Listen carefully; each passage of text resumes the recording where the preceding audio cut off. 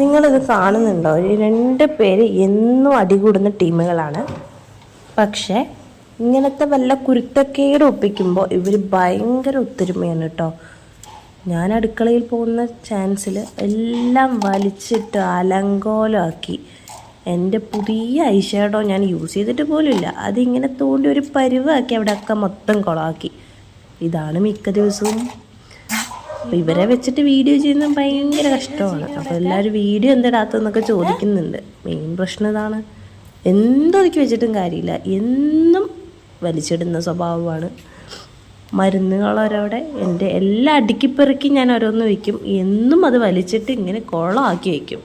ഇവരുടെ തനി സ്വഭാവമാണ്. അപ്പോൾ എന്തായാലും ഈ കുഞ്ഞു വീഡിയോ ഇഷ്ടമായി ലൈക്ക് ചെയ്യുക, അതുപോലെ തന്നെ കമൻറ്റ് ചെയ്യുമോ നിങ്ങളുടെ വീട്ടിൽ ഇങ്ങനെയൊക്കെ വലിച്ചിടുന്ന മക്കളുണ്ടെങ്കിൽ. ഓക്കെ, അപ്പോൾ ബൈ ഉമ്മ.